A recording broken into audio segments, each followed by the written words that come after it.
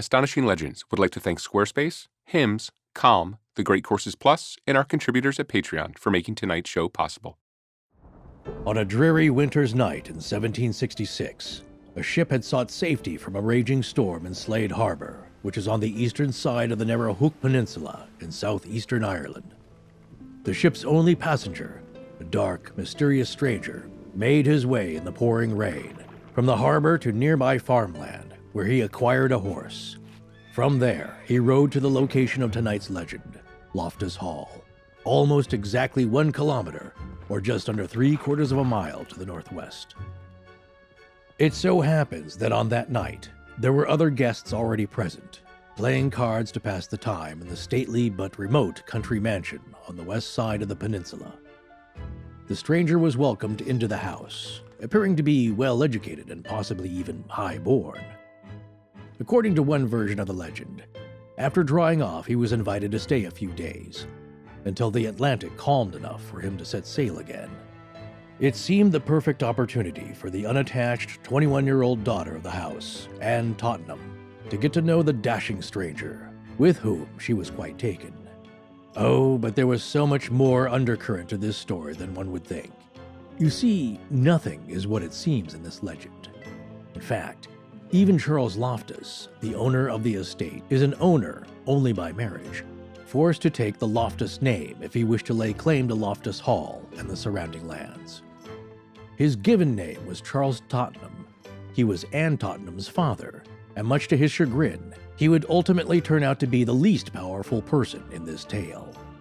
The real power laid with the dark stranger, who, after a short stay, departed Loftus Hall in a literal fiery rage, shooting up through the ceilings and neighboring floors of the 3-story estate before blasting through the roof and disappearing into a thunderous downpour, forever cementing his place in history at the most haunted house in Ireland.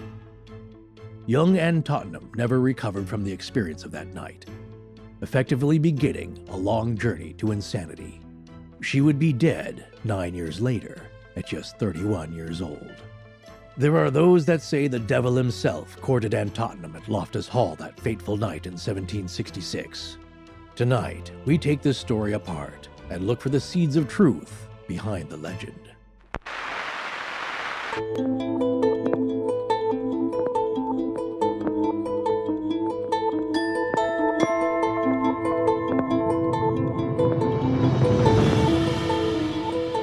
Welcome back to Astonishing Legends. I'm Scott Philbrook, and this is Forrest Burgess. Here lies the body of Thomas Brodus, who did good and prayed for all, and banished the devil from Loftus Hall. Epitaph on Father Thomas Brodus's grave, 30 minutes north of the hall. Join us tonight for part 1 of our 2-part series on the most haunted house in Ireland, Loftus Hall.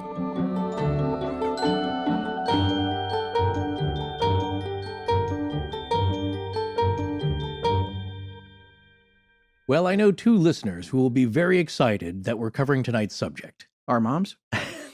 My mom doesn't listen. I know. My mom doesn't listen either. It's okay. It's so sad. This suddenly got really sad. No.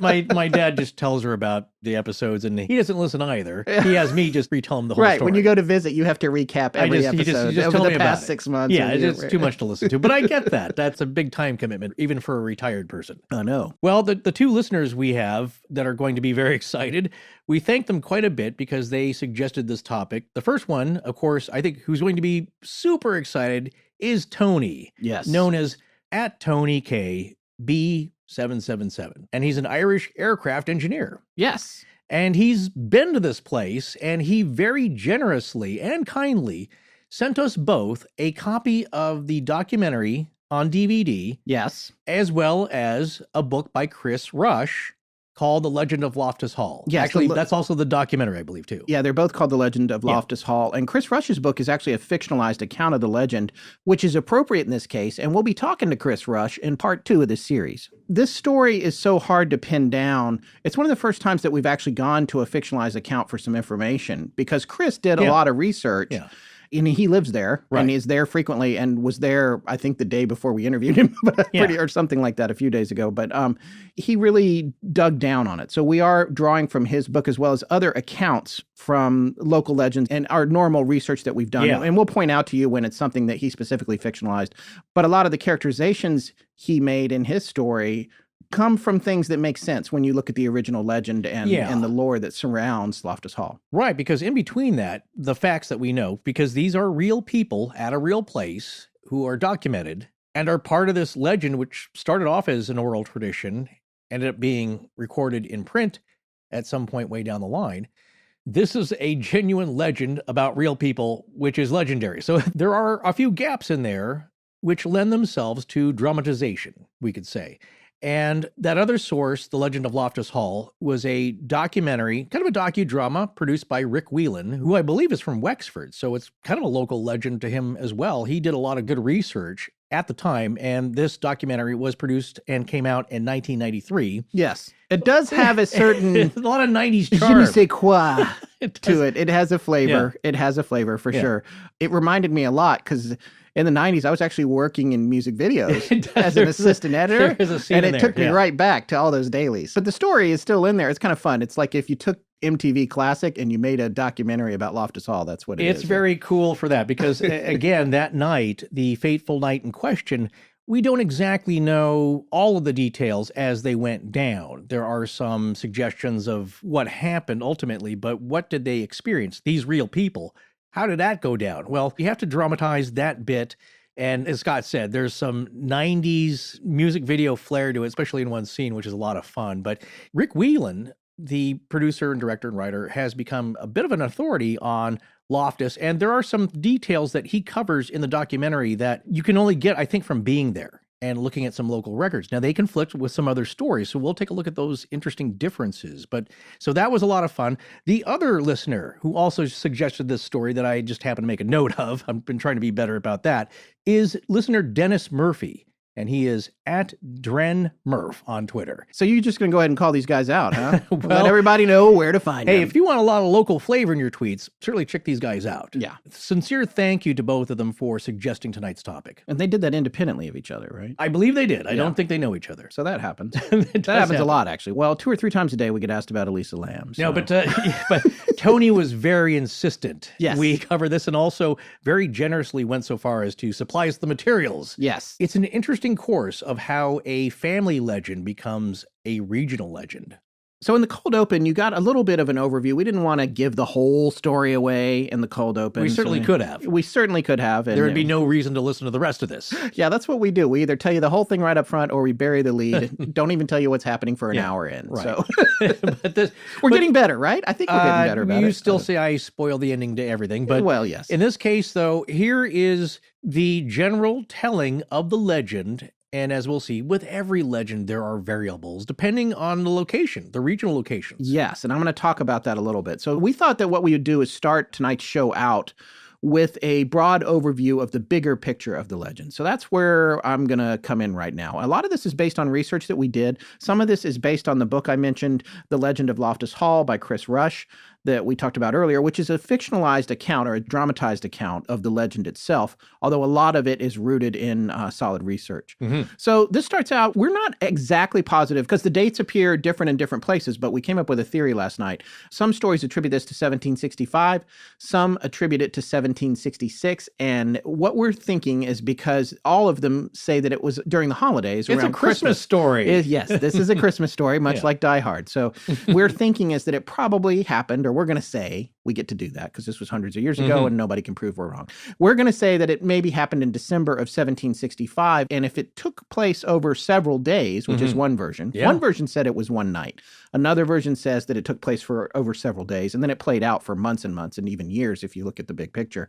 That would be towards the end of 1765 and into 1766, which is why we would say that Anne Tottenham was 21 because she was in 1765.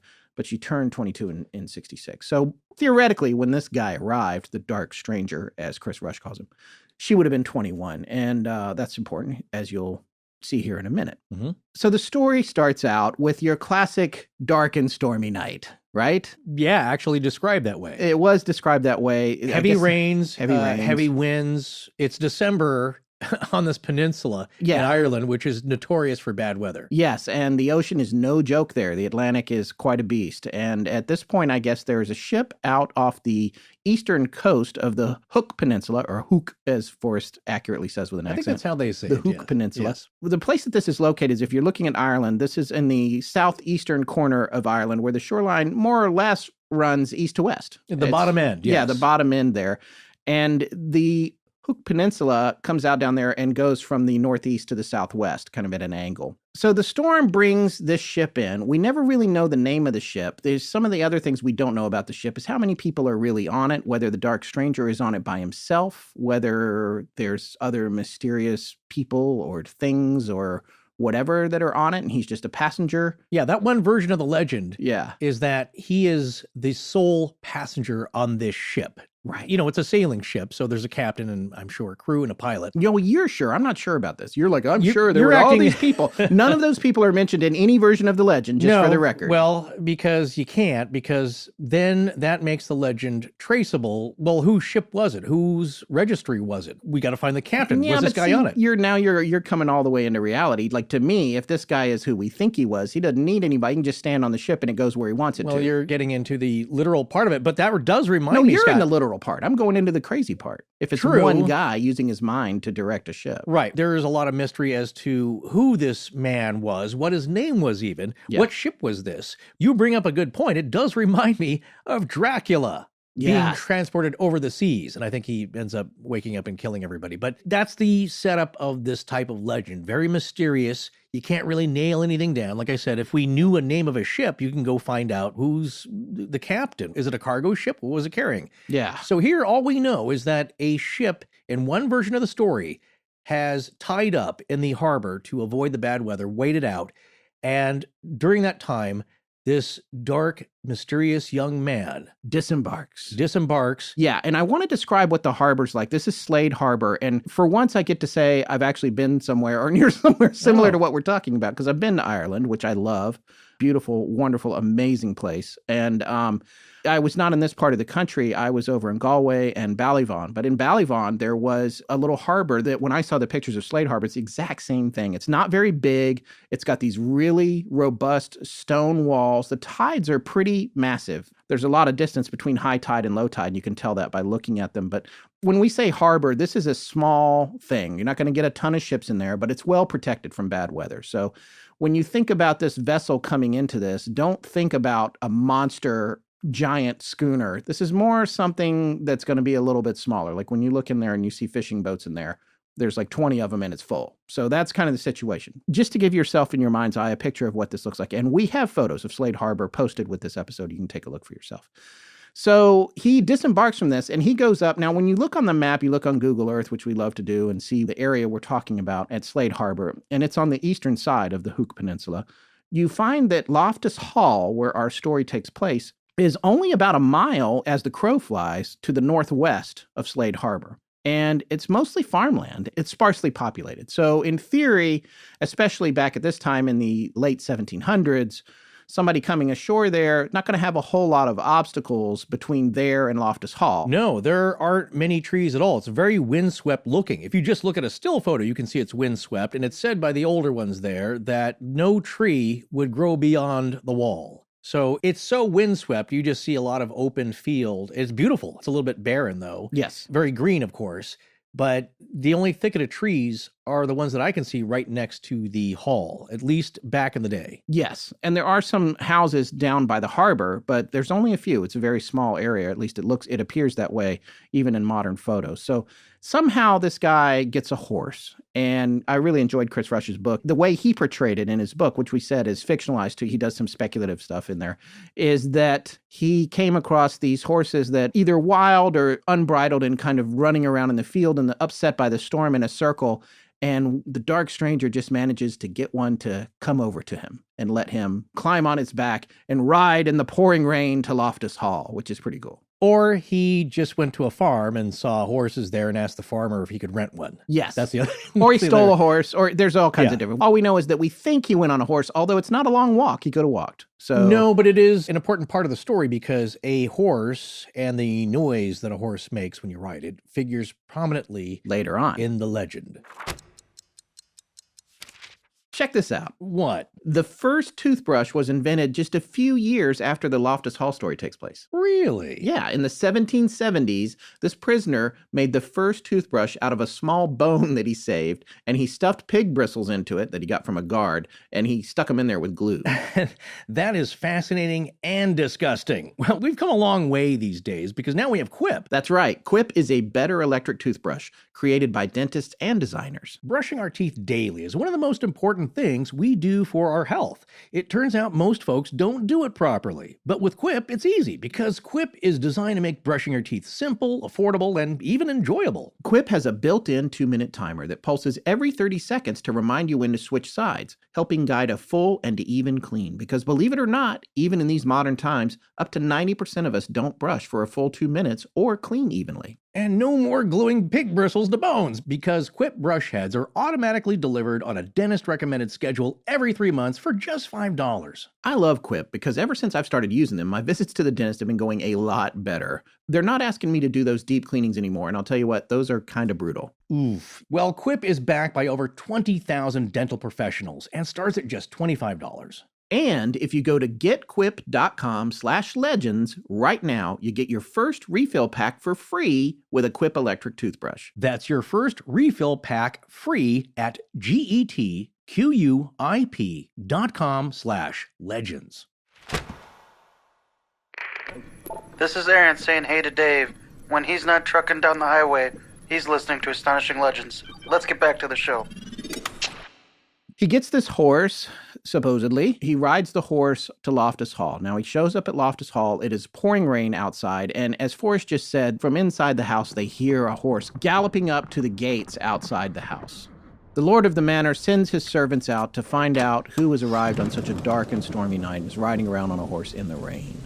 Chris Rush even posits in his book that he arrived bareback on the horse, no saddle or anything. So I really like that because that paints this guy as a master of beasts and people. Yeah, and people, among other things. He's master of everything. So they go out, they let the guy in. Turns out that he's very well dressed, although drenched, and he seems to be almost noble in nature. He's well versed, he's well educated, he's conversational, he's charming, and Well, as you said, well-bred. He is a person well-bred. of station. Yes, and so charming. It's kind of that classic sort of benevolent narcissist personality. Everybody wants to impress him and wants him to be their friend. So he comes in, he presumably gets dried off. They probably give him a room. They say, get yourself together. We're playing some cards. Come on down and play cards with us and warm yourself up by the fire. So we should talk a little bit about who's in the house at this time. Now, according to the legend only talks about really Charles Tottenham or Charles Loftus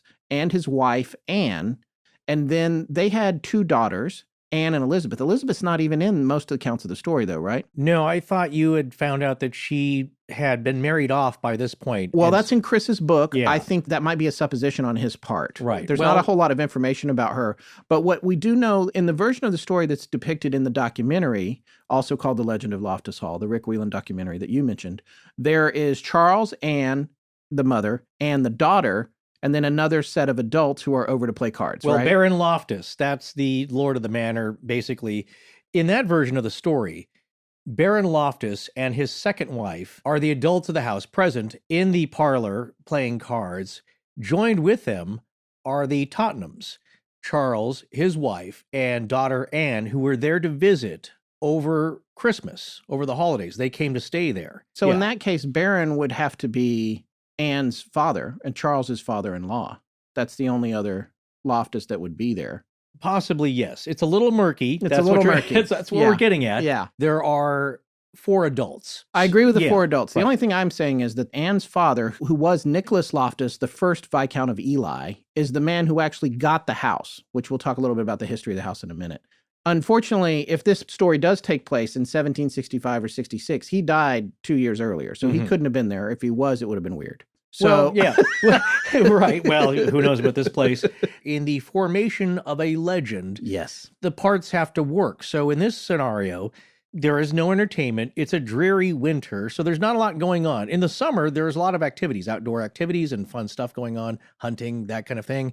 There's a bathing season. In this case, you're visiting over Christmas and there's not much to do. You're inside in the evenings by candlelight and lantern, just enjoying what you can, which is cards every night. So to make the card game work, you have 4 people. This means that Anne, the daughter, she is off by herself doing needlepoint or reading, but basically not playing cards. She's bored to death. Imagine a 21-year-old right. with her older parents and another older couple, and they're enjoying themselves. She's just bored silly. She's looking for any kind of diversion to happen along. And she's unattached. So it's suggested that she's like, man, I wish a guy would show up so I can get married and get out of here. Well, yeah, and she's probably also expected to be in the room, putting on a happy face. Yeah, of course. You can't be off in the other room playing with your iPad. Yeah. You have 4 people enjoying themselves, 1 young lady bored and on the outs, until the butler announces the arrival of the mysterious, handsome young gentleman. Right. So the young gentleman comes down and apparently joins in the card game or plays cards or, shares their company. So now Anne has a partner for cards. Now there's 6 of them. And what better partner than a charming, mysterious, handsome young man? Charming as the devil, shall we say. Yes. And that does not go unnoticed. Everybody there notices that Anne seems almost obsessed, like she's enchanted. And not only that, they're winning every hand. Yeah, that's another nice little touch of the story. Yeah. They can't be beaten. Somehow, he's almost like he's magical. Which is making the lord of the manor, Charles Loftus, look a little bit silly because he should be the one winning all the games. Well, it's his house, it's his estate. And now he cannot beat this young stranger who's come in and is not only beating him at his own game, he is also charming his young daughter. Right. So they're noticing that Anne seems to be just swooning, but weirdly, yes, mysteriously, they are winning every hand. Now, I'm going to do a little bit of background on the Loftus family and who everybody is here, because Charles Loftus is actually Charles Tottenham, and Anne, his wife, Anne Loftus, because there's also Anne the daughter. There's 2 Annes. His wife is Anne Loftus, and it's her estate, really, but she's not allowed to have an estate. So what happens is that Charles Tottenham, if he wants to lay claim to the land and the house and the surrounding environs, he must take the Loftus name. So he marries Anne Loftus, and not only that, his name is now to be Charles Loftus, even though that was his wife's maiden name. Mm-hmm. He's married into this fortune, which is something we alluded to in the cold open. Not that he was broke prior to that, but this was much better circumstances for him. Now, the way that the house came to the Loftus family, who Charles married into, was that Nicholas Loftus got the hall after the Redmond family was evicted from the land much earlier, during the Act of Settlement after England claimed 2/3 of the Redmond family's properties, which we will get more into that later on. So the main legend unfolds in one of 2 ways from this point forward. One of the ways that you hear it, everything all takes place in one night when the guest arrives.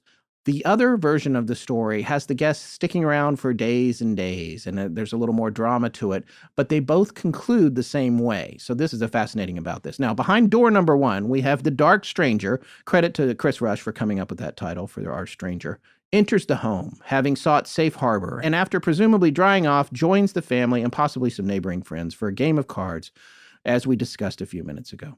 Behind door number 2, the second way that you hear the story, the dark stranger maybe joins them for a game of cards, impresses the family, and is invited to stay for several days until the weather calms and he can safely depart, returning to the sea.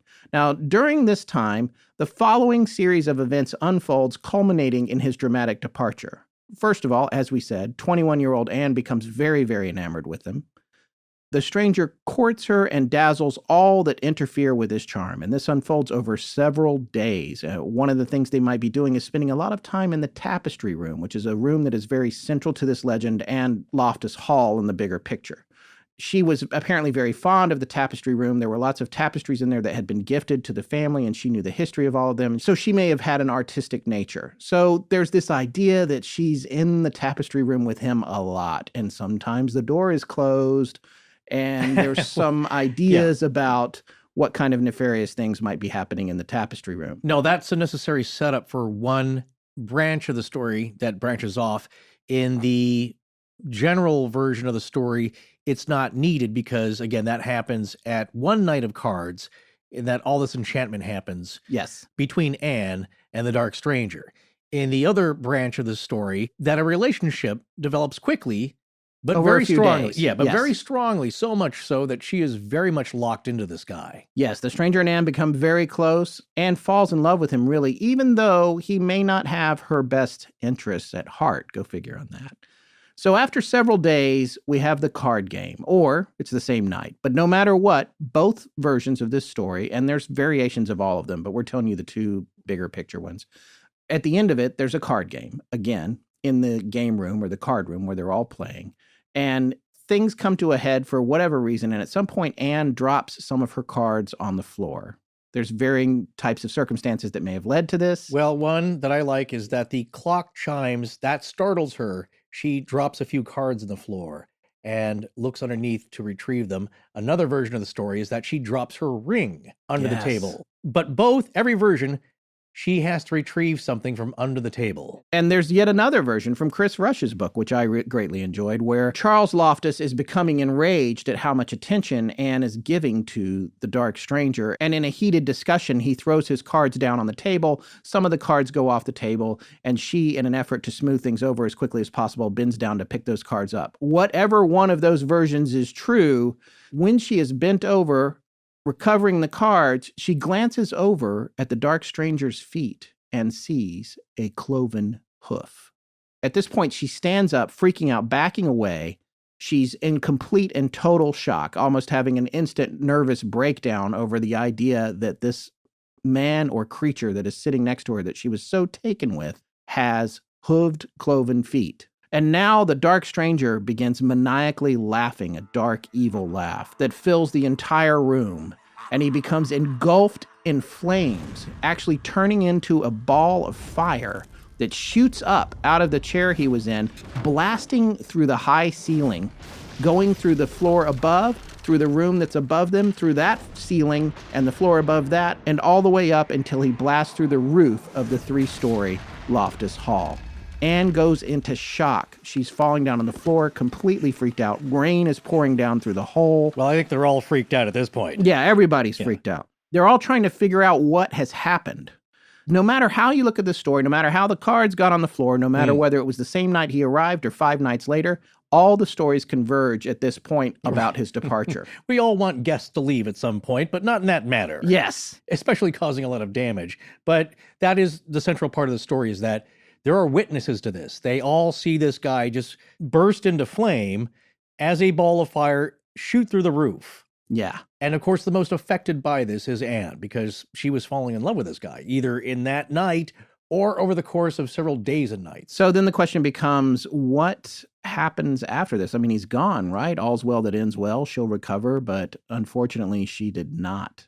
From this point forward, she begins to quietly lose her mind. And there's stories that she may have been locked in the tapestry room for a wide variety of reasons.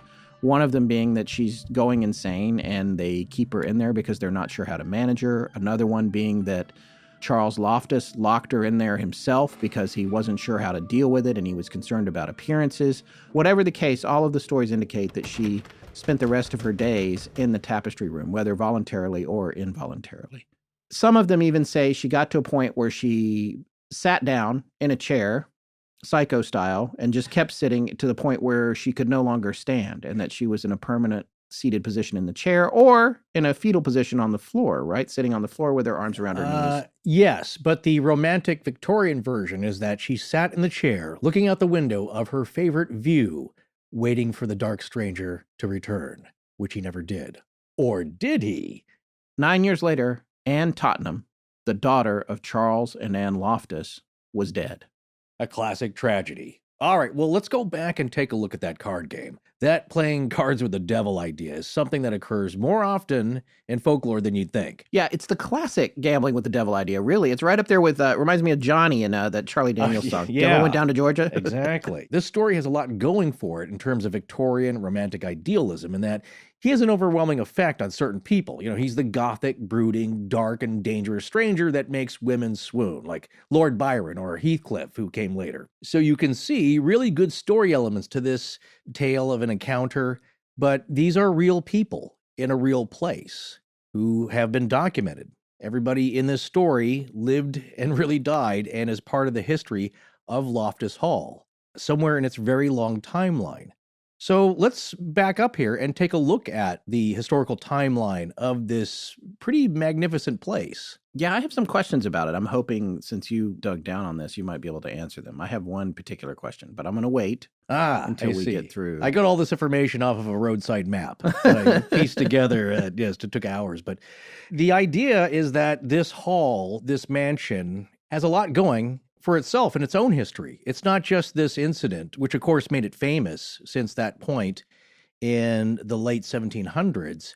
You can back up to this piece of land here all the way to the 5th century, of course, and this peninsula. So what is Loftus Hall?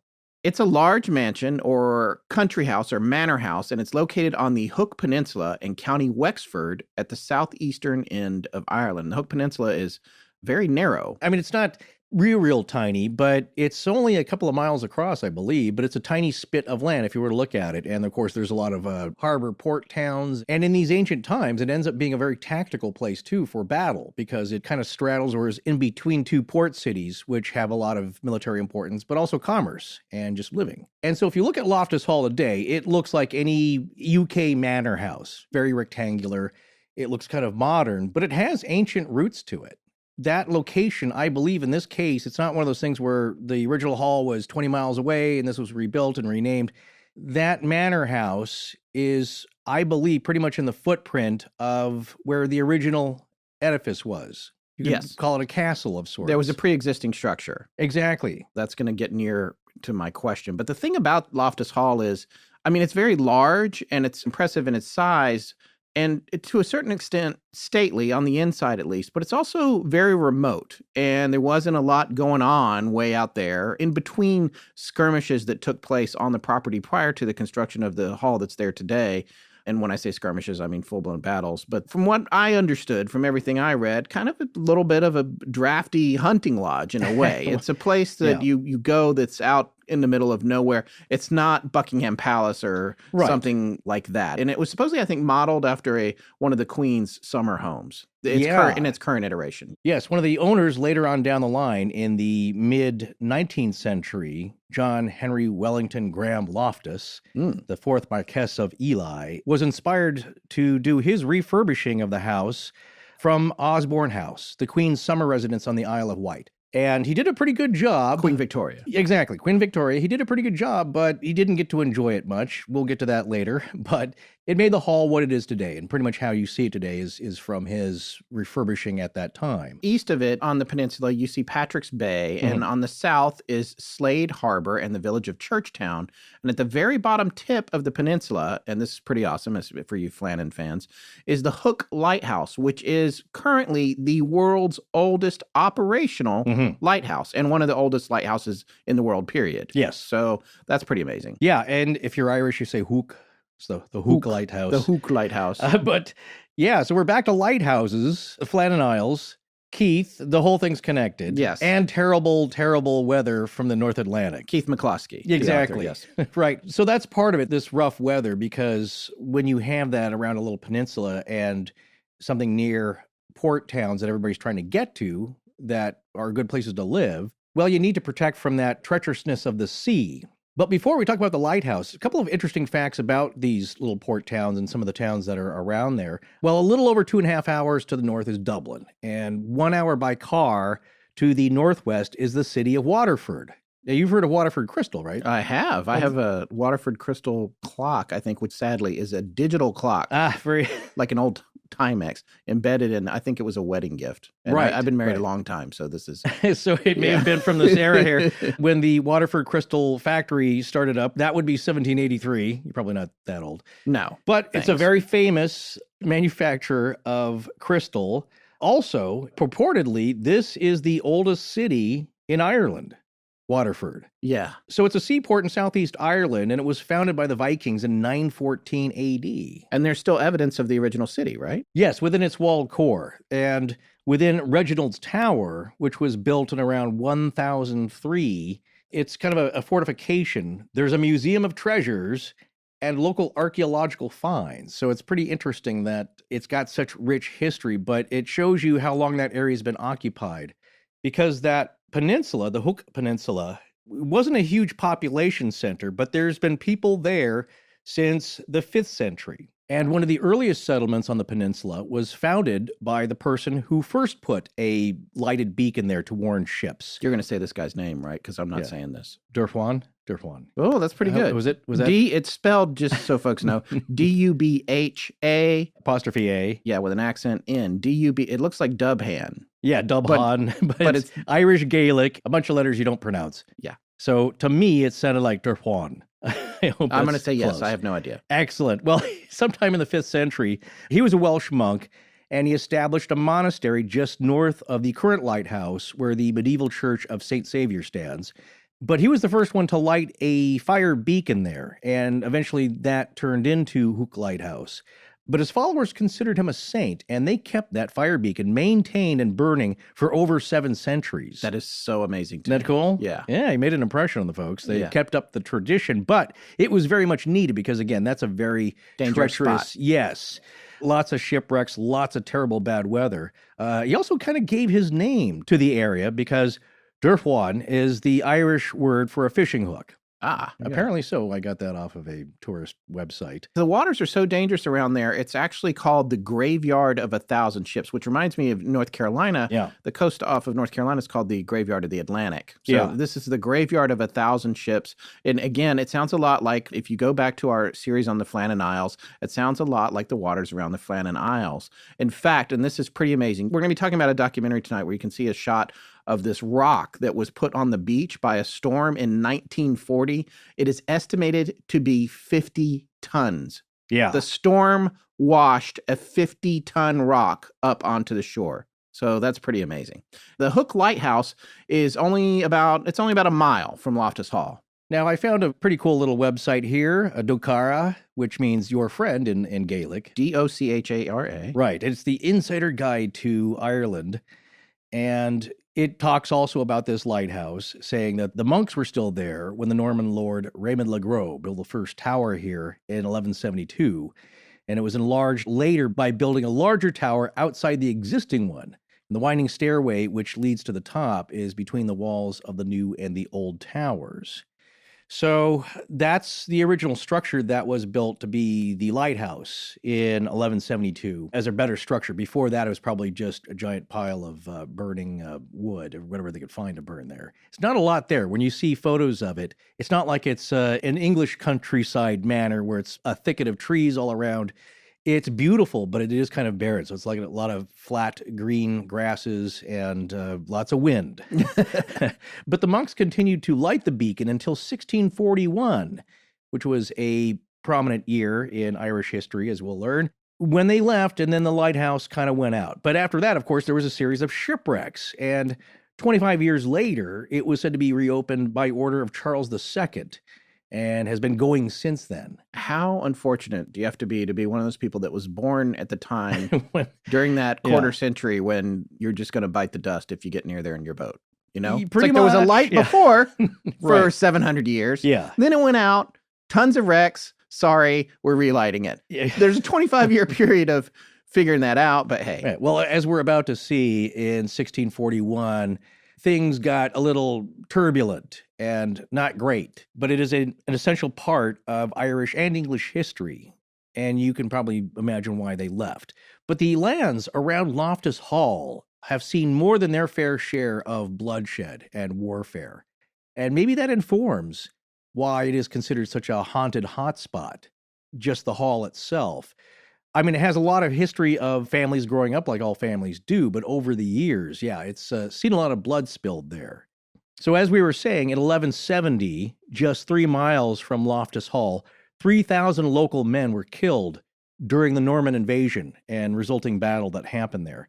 A Norman warlord commander named Raymond or Redmond, you can see how that name might transform over the centuries. Yeah. Raymond or Redmond Fitzgerald, or as he was known, Raymond Le Gros, his French nickname meaning the Large. That's the current politically correct adaptation of it. I did read in some older books it was the Fat, Raymond the Fat, yeah. Well, there was Pippin the Fat. Yeah. I don't think that they cared as much if you were fat back then because it meant you were well-fed and probably wealthy. Yeah, It's like, well, look at that guy. All right, go, dude. Yeah. He's chubby. Well, Raymond Le Gros, or Redmond Fitzgerald, landed at a place that is now known as Baginbun Beach, about 9 kilometers or a little over 5.5 miles northeast of Loftus. And Baginbun is named after Le Gros' 2 ships, Le Bag et Le Bon. Oh, that's creative. Well, that's to them. That's what it sounded like. So. That's like, again, I don't know why I keep coming back to Raleigh, but my grandmother used to live in this neighborhood called Beckana. And it was for the guy who developed it, named it for his daughters, Becky and Anna. Well, there you go. People just pick the easiest stuff. It's like, I think North Dakota, there's a town called Can-Do because of the can-do attitude. Nice. They just went with that. Fine. Can-do. Good enough. Well, that battle was meant to safeguard the arrival of Richard de Clare. And his nickname was Strongbow. See, everybody's got a cool nickname back then. Yeah. Strongbow is way better than Raymond the Large. Yeah, unless you're just a big, scary dude, then that's what you want. Yeah, that's preceding true. I mean, look at the mountain. Exactly. So Richard de Clare was the second Earl of Pembroke, and his arrival to Ireland would be the preparation for the Anglo-Norman invasion of Ireland. So they were getting ready to take over the place, and Raymond the Large, Redmond, arrived and killed about 3,000 people there just to make sure that they didn't have a battle once Richard arrived. For people who are historically challenged, such as myself, what is the one sentence sum up of what the Anglo-Norman invasion was trying to accomplish?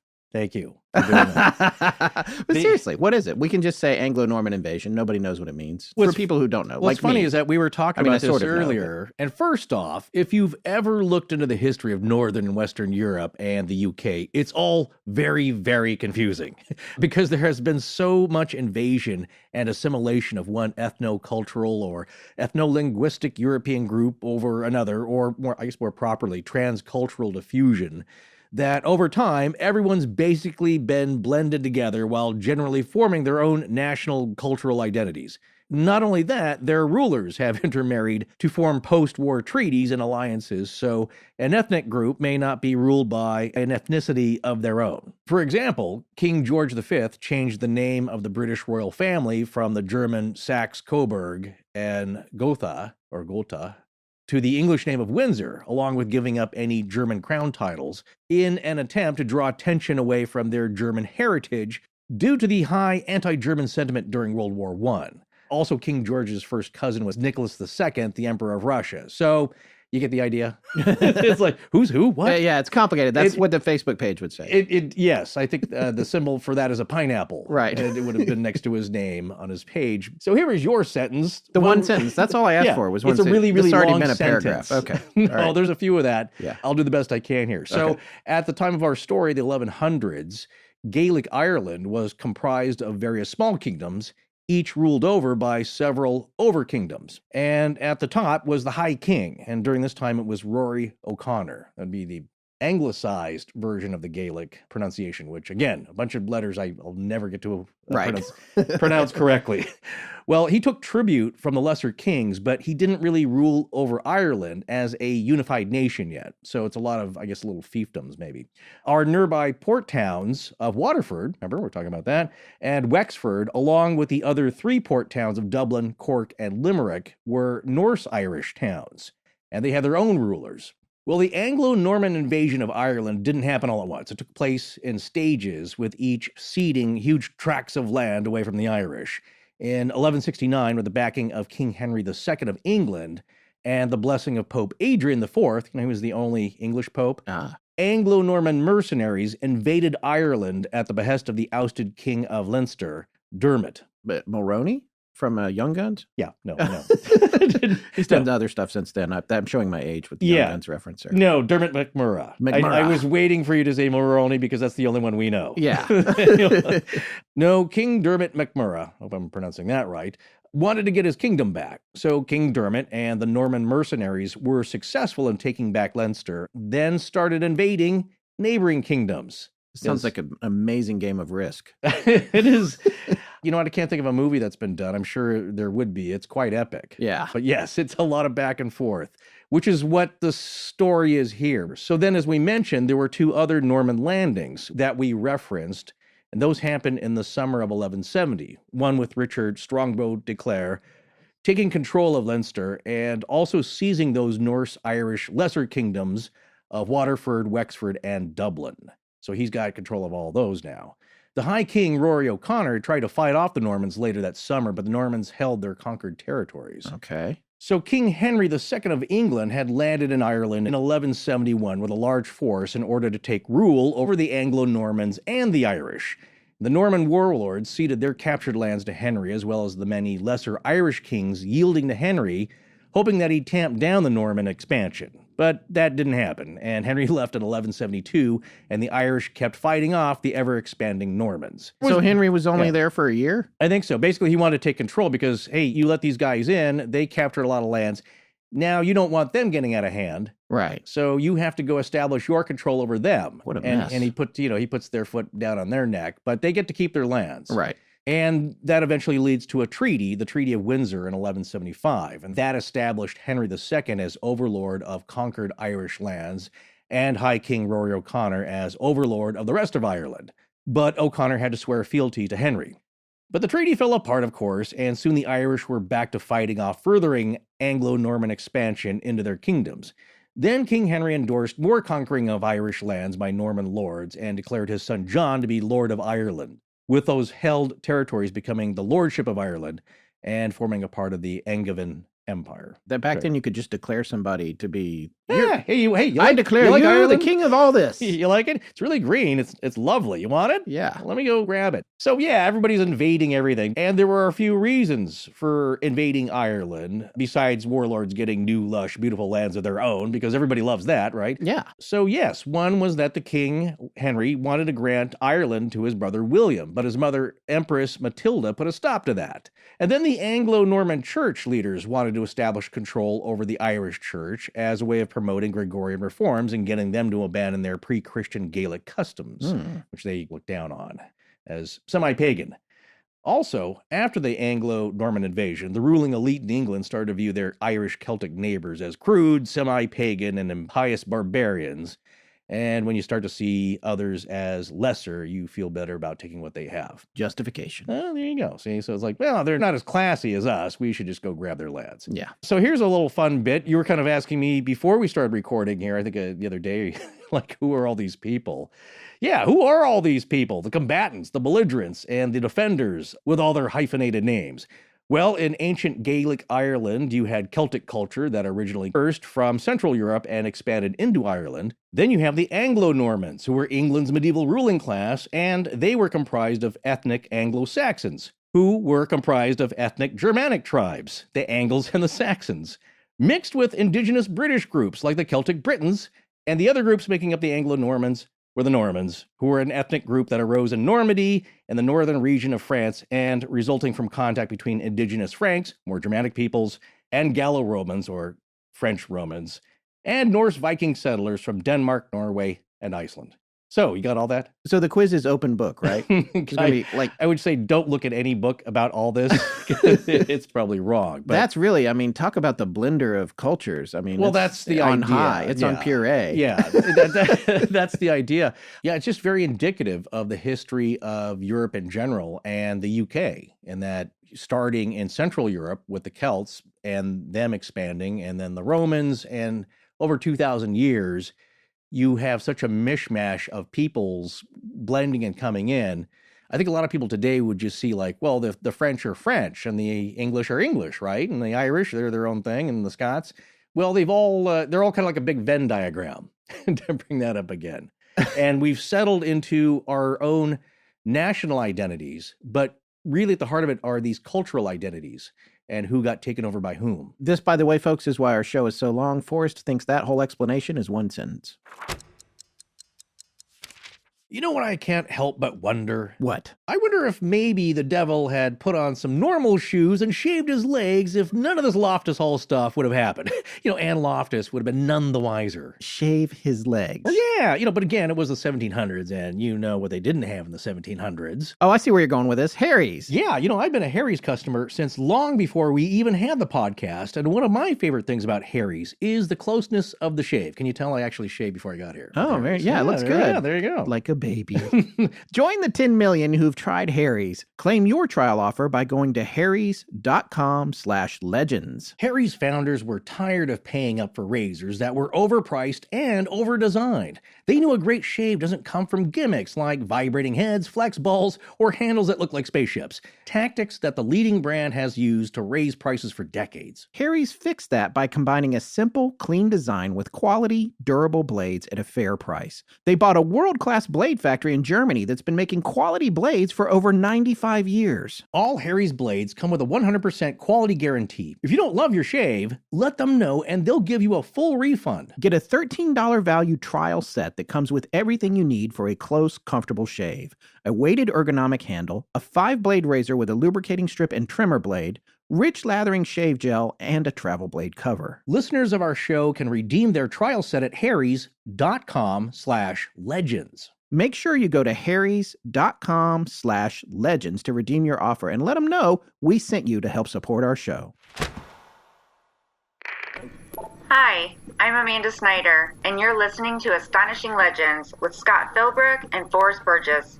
Now, back to the show. Well, one source says Raymond LeGros, or Raymond Fitzgerald, as he's also known, had been awarded lands, or he just claimed the lands after his victory, after he killed 3,000 guys there. He said, I'm just going to take this. Spoils of war. Yeah, and this is in County Wexford. And then that is the land on which he built the Hall at Houseland near Portersgate. And another source says that the Norman warlord was named Alexander Fitzredmond, who also awarded himself the lands. And then he built an estate, he named that Redmond Hall. But I think Raymond LeGros or Raymond Fitzgerald is probably more of the generally accepted person who built the hall there. Instead of Alexander Fitzredmond. But it's really hard to tell. It's a little fuzzy. Names names are very loose back then. Like I said, your name could be Raymond. That gets transmuted into Redmond over the years. And after a while, people just call you the Large. Right. So you're just more generally known as LeGros. Well, for 500 years, whoever built it, his descendants enjoyed their peerage and ruling privileges until the arrival of Lord Protector Oliver Cromwell. So just another note on that house, I think sometime around the Black Death, so that'd be the 1350s, it's thought that the Redmond family rebuilt their original castle, but they did it on the same spot. So that was my point earlier, that now this same spot has been home to what will eventually become Loftus Hall. And we're getting to one of my primary questions about all this, which is, when did the first, because there's two structures that we're talking about on the same place. Yes. Because I read in our research varying things about what percentage of the first structure was part of the second structure. Right. Some were saying that the first structure was completely razed. Others were saying that, I believe the current owner of the home believes that some of the walls were common between the existing structure and the first structure. And there's definitely ruins from the outer parts. There's a ring from where a castle tower was. Right. They call it the ring field where that ring is, which that's definitely left over from the first structure. So I guess the question is Loftus Hall and Redmond Hall, do they have any common interior walls? And also the other question that I still have, Forrest, and maybe you can tell me this, is which hall did our story take place in? It took place in Loftus Hall, right? Yes, right. Okay. Right. So it took place in the second structure. Yeah, it would be when it was less castle-like and more manor-like. Right. Because that was in the 1700s. So our story takes place several hundred years after the second structure was built. Right, but before the refurbishing in the 19th century, in the 1870s. Right, so where it got a significant interior upgrade. Right, so the condition of the hall in the time of our story, the time of the devil's story here, it was okay, but it was dilapidated. I mean, it wasn't its heyday. Plus, you got to realize it's seen a lot of warfare over the years. That place took a beating. over the centuries. Because again, it starts off as a castle residence, but also somewhat of a fortress.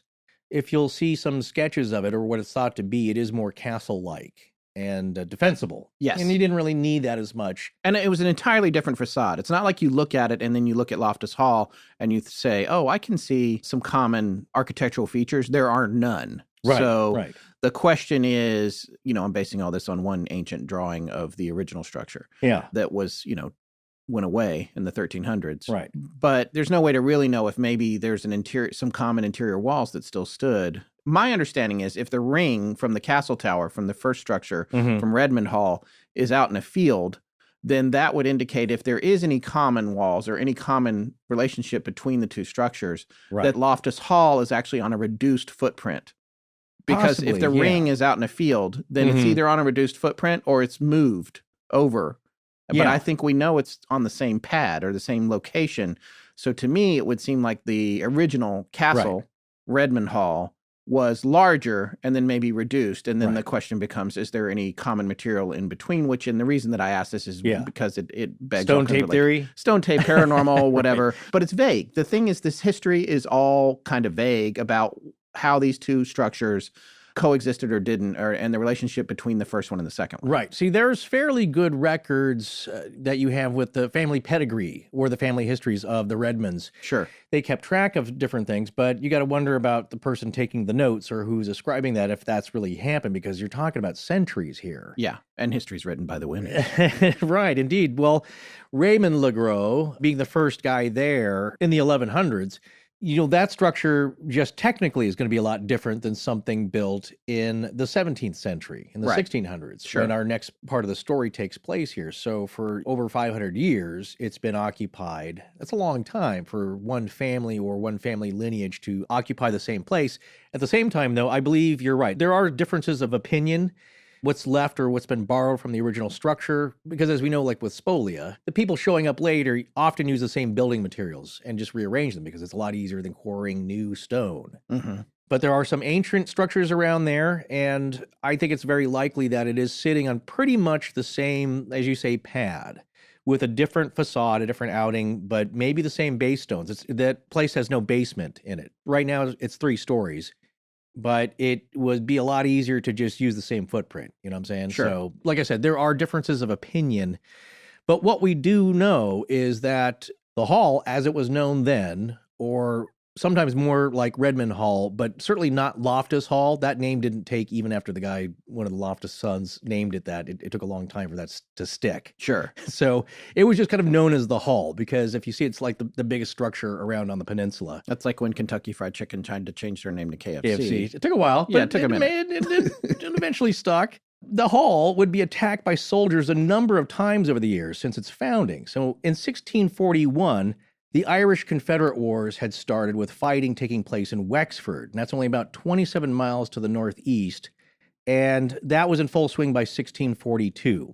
There was an English garrison at Duncannon Fort on Waterford Harbor, only about 7 miles to the northwest, which by February of 1642 had around 300 men occupying it. Now, Irish Confederates had attacked a patrol of soldiers from the Duncannon garrison, and the English soldiers retreated to the fort. So that's kind of starting a little bit of a skirmish here that's going to continue and really involve the hall here. Well, Captain Thomas Aston, he was a co-commander of the reinforcements to the garrison at Duncannon Fort, must have been well aware of Loftus Hall, which was Redmond Hall at the time. And he also must have been very well aware that the current owner of the hall, Alexander Redmond, was an Irish rebel sympathizer, and that the hall was often used to provide assistance to the Irish Confederates. Well, that gave him, Captain Aston, a reason to take over the hall, and he believed he could do it easily with 90 men and 2 small cannon. So he left by ship from Duncannon to Redmond Hall on July 20th, 1642. Talk about a guy who was clearly in better shape than I am now. 68 much younger years than this old. guy. 68 years old when he barricaded his hall in preparation for an attack by the English. And there were only 10 men in all to defend it, armed with bird hunting rifles. His 2 sons, Robert and Michael, a couple of men with military training, some tenants of the property, and a traveling tailor who just happened to be at the house when the attack happened. Imagine that guy's surprise. Yeah.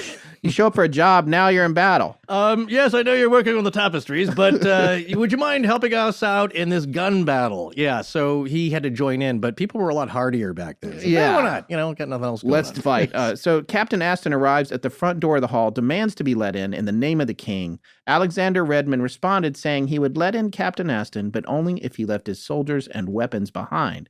Aston refused, and thus began a long and drawn-out gun battle. Around half of Aston's men deserted him to go pillaging, and his cannons were too small to knock down the front door. Not only that, a fog or heavy mist from the sea had rolled in and hampered the attack. And this fog, from everything I read, it came up really suddenly. So that probably almost felt like an act of God. It was strange, yeah. Yeah, and then on top of that, the building is strong. It's really well fortified, so it's very hard to attack. Well, old man Redmond here, he also employed a clever tactic. A defensive tactic, which I'm kind of impressed because he's 68. Yeah. And he's got all of his marbles. Yeah. He's thinking this through. He's greatly outnumbered, but he employs a very clever defensive tactic. And he had large, heavy bags of wool hung up in the windows and in the breaches made by the cannonball fire. That would be the holes that were punched through the walls where they were. Now, this stopped many of the musket balls fired by the English troops, which were then fished out of the wool and fired back at them. And this proved to be successful enough, this tactic, that 3 wool sack icons have ended up on the Redmond family crest. If you look at their family crest, you'll see, what are those, 3 pillows? I was a little confused by that crest when I first saw it. Right. So I didn't know that's what that was. Interesting. It proved to be a saving grace to him, at least for this battle. But they got some help also, because while this lengthy battle was underway, Irish Confederates under the command of Captains Roche and Rossiter, and you remember Captain Rossiter, he's being one of the commanders of the Irish Confederates who attacked the party of English soldiers from Duncannon Fort in the first place. Well, they had heard of the attack on the hall and they rushed to their defense. And using the heavy sea mist as cover, the Irish soldiers were able to surprise the hall's attackers and rout them. The English Captain Aston was killed in the counterattack, and many others were taken prisoner, including the nephews of the garrison commander at Duncannon Fort, Lord Esmond.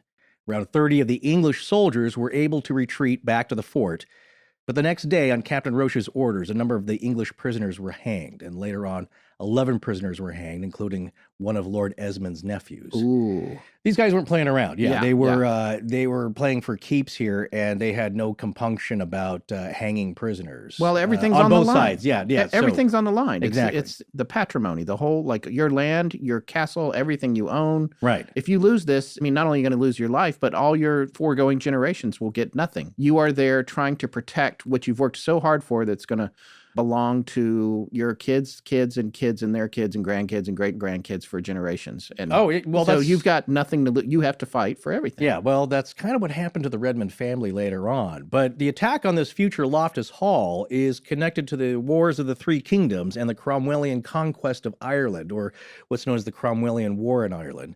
And that took place from 1649 to 1653. Whereas we said before, the future Lord Protector of the Commonwealth of England, Scotland, and Ireland, converted Puritan Oliver Cromwell, had invaded Ireland, leading his new model army of the English Parliament. So with the Irish Rebellion starting in 1641, Cromwell and the English Parliamentarian Army had defeated the Irish Confederates and their allies, the English Royalists, and occupied Ireland, ending the Irish Confederate Wars, also known as the 11 Years' War, by 1652. Now, Cromwell's conquest was brutal on the Irish people, with some estimating the drop in population anywhere from 15 to 83%, with around 50,000 Irish transported as indentured laborers. The war had caused a famine, and on top of that, an outbreak of bubonic plague popped up.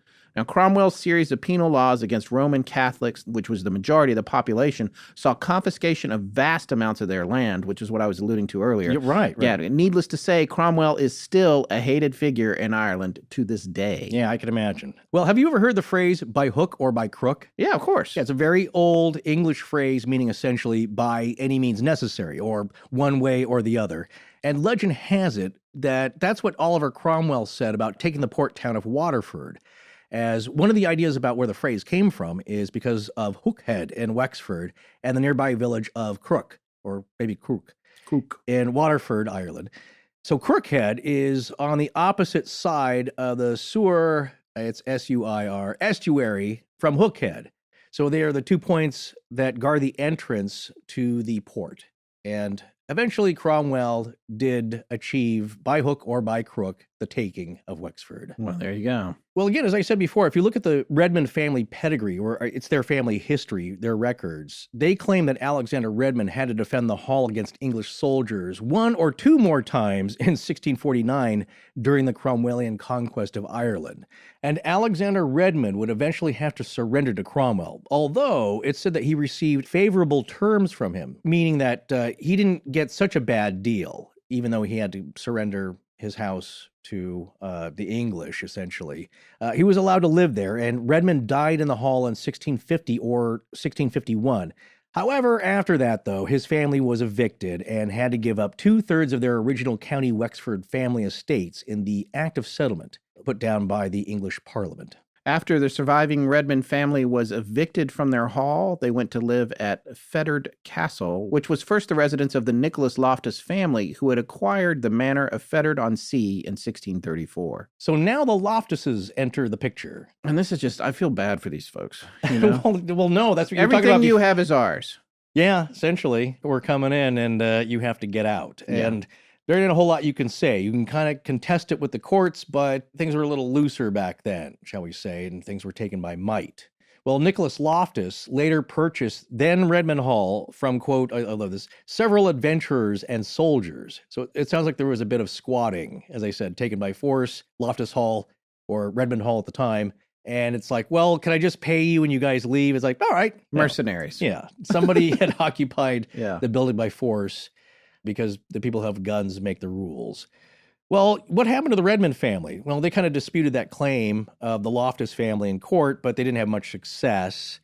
They were compensated with other lands in the barony of Ballagkeen in the north of County Wexford. So some of their descendants got some land, but they still got kicked out. So like I said, you can complain, but you didn't have much say. The Redmond's descendants went to court to try to fight this, to try to hang on to the land. Right. It was I guess the son of one of the Redmonds. I can't remember how old he was.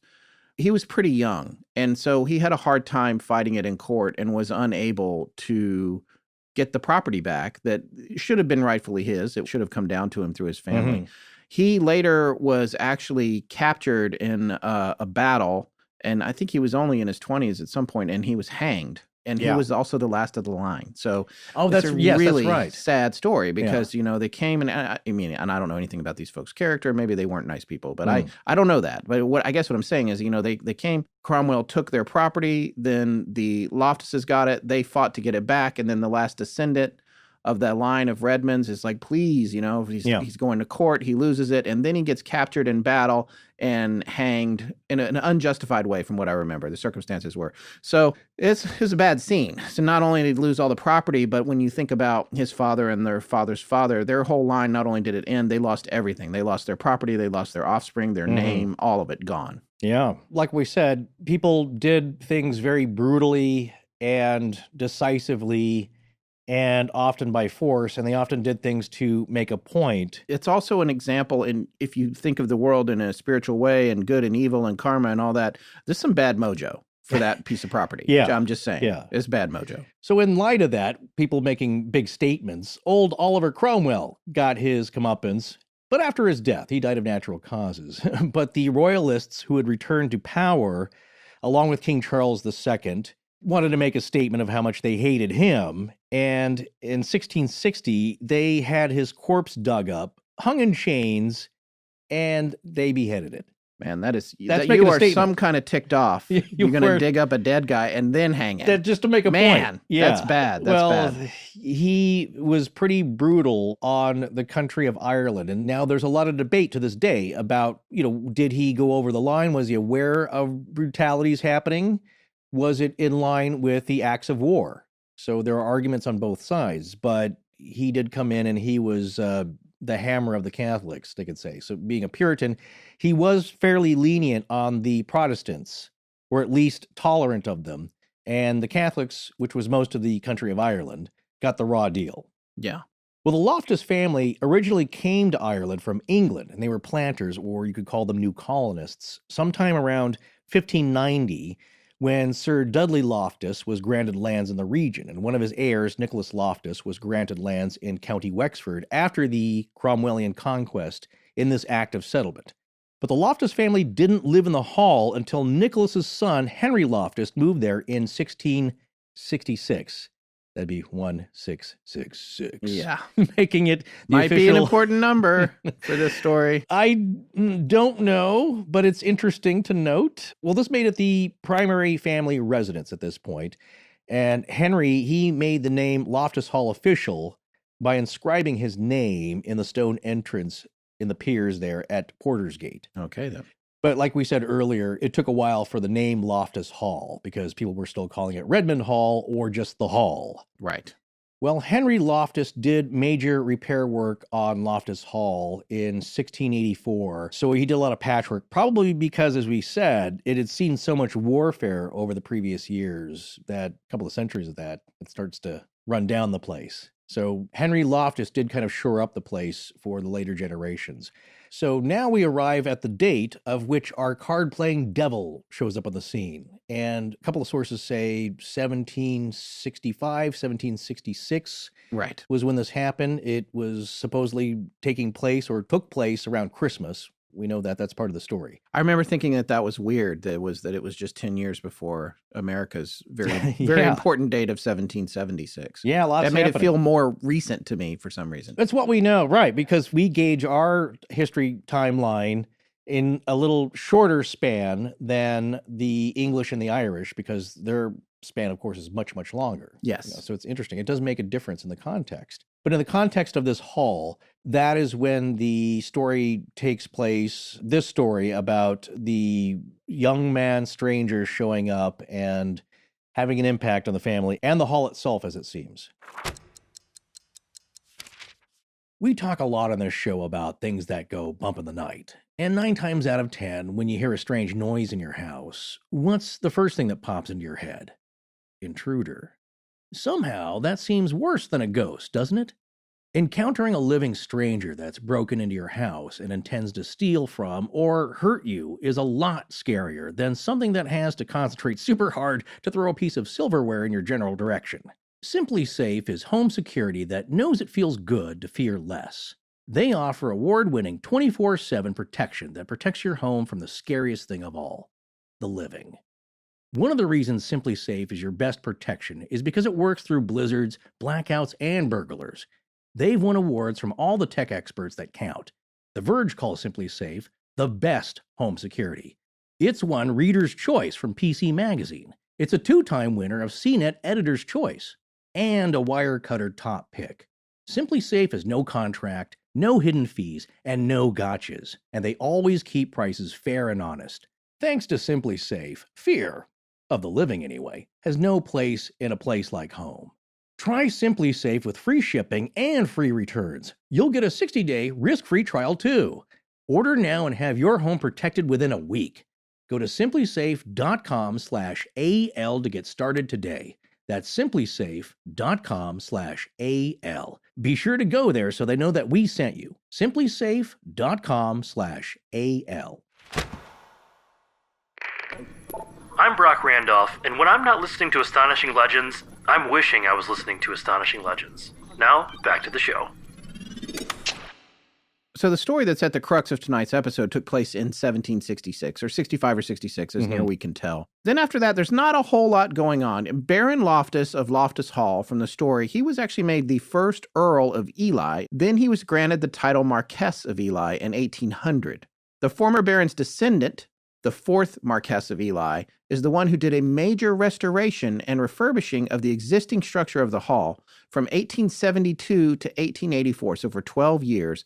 And that essentially is the house that you see today. Yeah, that's kind of its final form here. Yeah, and that's what the really... 4th Marquess did, yeah. Yeah, and that's really more about the inside than the outside. Right. The 4th Marquess of Ely, the most honorable John Henry Wellington Graham Loftus, with the guidance of his mother, Lady Jane Hope Vere Loftus, a lady-in-waiting to Queen Victoria, commissioned the staircase of the house as a centerpiece item. He'd hoped to impress one of the daughters of Queen Victoria with his opulence, whom he wanted to marry. The stairs took 9 years to carve in Italy and 3 years to assemble in the main hall.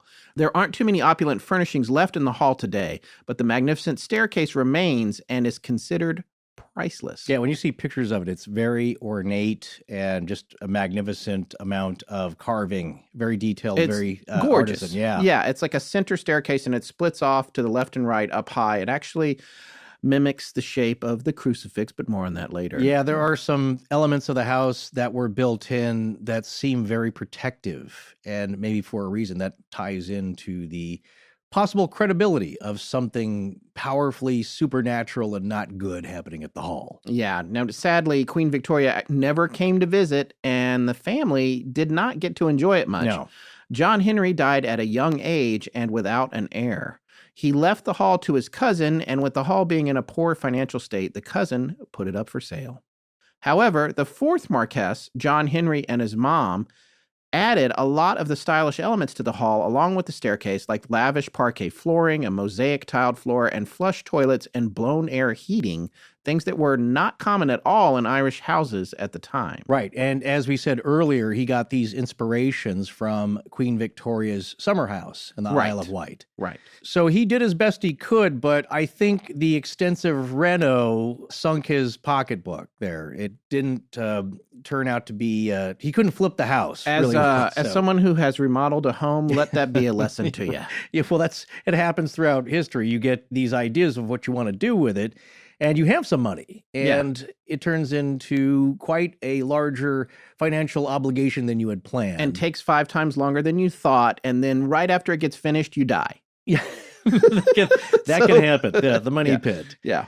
Well, unfortunately, he met an early but he left the hall in a decent enough state that it remained until the 20th century in a decent enough fashion that it could be used. Because in 1917, Loftus Hall was sold to the Sisters of Providence, an order of Benedictine nuns, and they took up residence there. However, the rumor is they didn't stay very long, and it's unknown why they left so quickly. Yeah. We don't know, but maybe they had some trouble. Also, it paranormal could have just activity. been drafty. They could have had just other plans. That happens. Yeah. But who did stay for a while were the Rosminian sisters, who were an order of nuns, and they moved into the hall and opened a school for girls who were interested in joining the order. And they were successful for more than 40 years there. Yeah. So it's not all dark and evil and a vortex, but definitely there's been a ton of reported paranormal activity there, of course, since that time. I don't know about before that. There's no records of that. No, but we're going to be talking to somebody who can tell us about the ongoing paranormal activity. Yeah, which is what I wanted to hear about firsthand. What's going on there today? Because there's really not much record before the story, and that would have been 1765 or 66. Prior to that, again, a lot of bloodshed, a lot of death. You had one dude who was the patriarch, Alexander Redmond, dying in the house.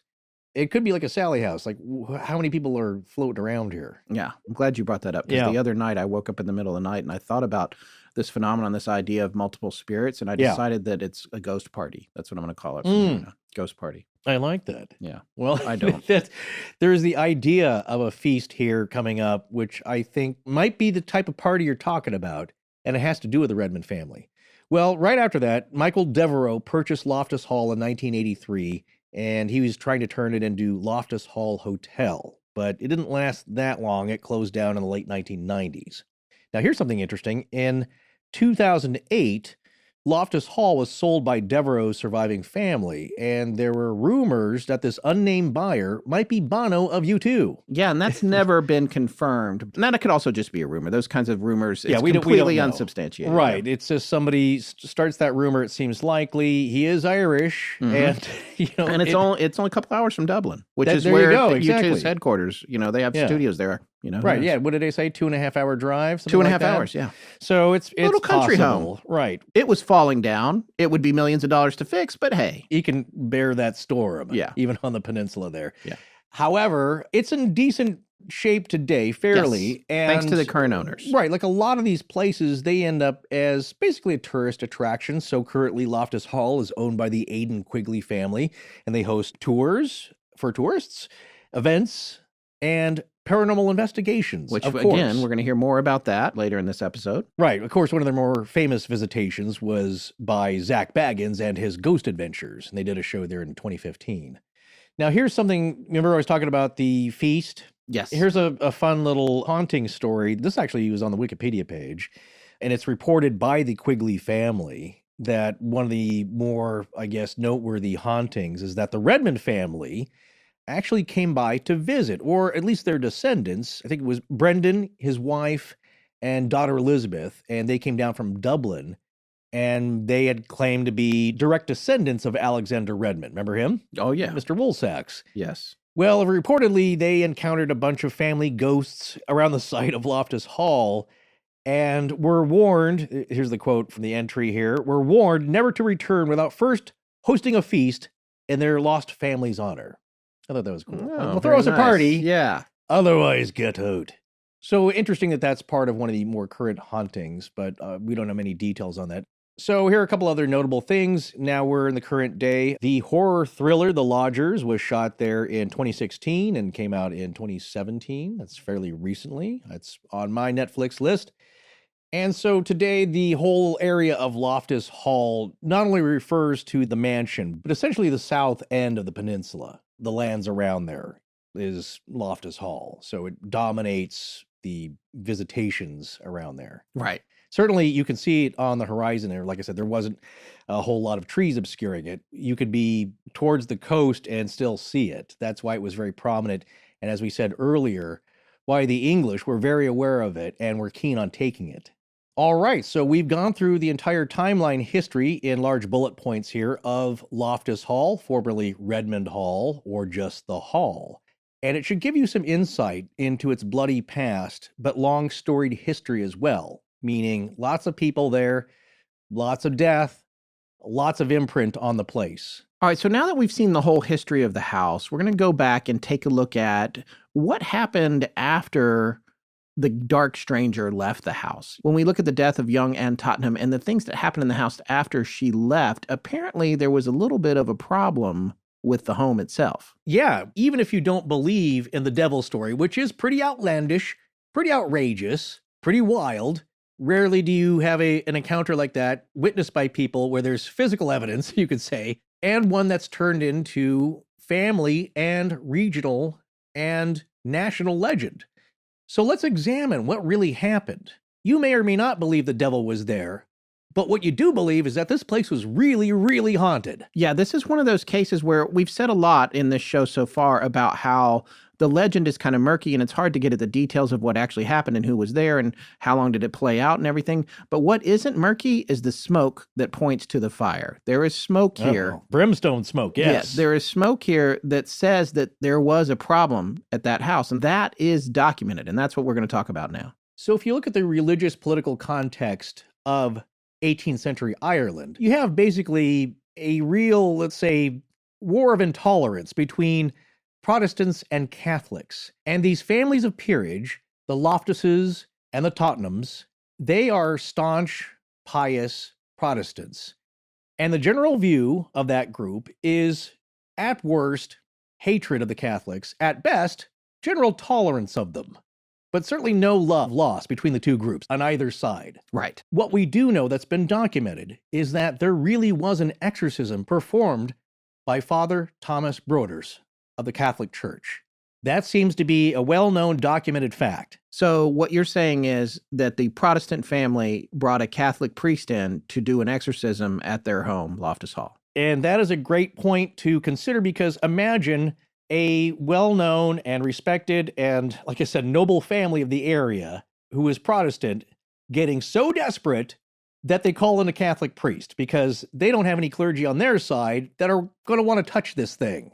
And of course, as we all know, the Catholic Church will do an exorcism. However, it's not like just asking a favor like, hey, can you come over on Sunday for pot roast? The amount of permission to get the church to actually send a priest to do an exorcism is considerable. They have to believe it's a real, definite case. Yeah, and the priest has to get orders from their superiors to carry it out. Yeah, exactly. So it's like that today. That's why they just don't show up at every haunting to bless the place and try and do that. You really have to make a case. It has to go through several levels of approval before a priest will come out. Well, that fact alone, just imagine that they are so desperate, not only this family, but everybody who works there, the servants, the guests that stay there, the hauntings are of such a frequency that everybody is at their wits' end. And in one version of the story, it was like nightly. In addition to that, the way Chris Rush portrays it in his book, and again, he's dramatizing it, but this makes sense. It's a little bit of a problem for your image if you're Charles Loftus, and this is Loftus Hall, Right. and your house is starting to get a reputation for strange things happening and maybe even something evil being present. That's not good. Yeah, well, It's not good for the family name. No, but what's interesting, and we'll talk about this in our conclusions, is that if it's a made-up story by the family to cover up something, it's not the best decision because Right. it just brings a lot of raised eyebrows your direction. So what this tells me, and a lot of people who have studied this legend, is that there is something weird and supernatural going on, whether you believe that the devil actually shot through the roof, but there's definite hauntings. And the major one is, ironically, that of Anne Tottenham herself. Her ghost is reportedly seen at nights roaming the halls, every part of the place. This is the daughter, just to be clear, because we have two Annes and the Anne Tottenhams in the story. Right. The one who eventually passed away in the tapestry room, she is said to haunt the place very regularly, disturbing everybody, freaking them out.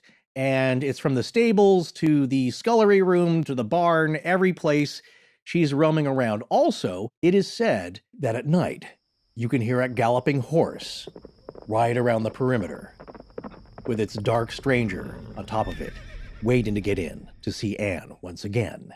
And of course, what's freaking people out is, that's the devil wanting to get back in. And he's trapped on the outside, and in a lot of versions of the story, she's locked up, whether mentally, physically, or both, in the tapestry room in the house, so they can never be together. Well, yeah, but it's all over the place because what's been reported is a very dark entity in the house Yes. as well. Something that's not kind of a nice or what you would expect to be nice 21-year-old woman who is just heartbroken and distraught. It's something else that's there. So in the documentary, I'm not sure if this is an actual letter. I wasn't able to find anything. It's certainly not scanned or anything. I think that Rick Whelan in the documentary may have found a letter, possibly in the local archives, could be in the church archives, a letter from the bishop to Canon Thomas Broders, imploring him to go help. And the letter is read in the documentary, and I'll just read the contents here.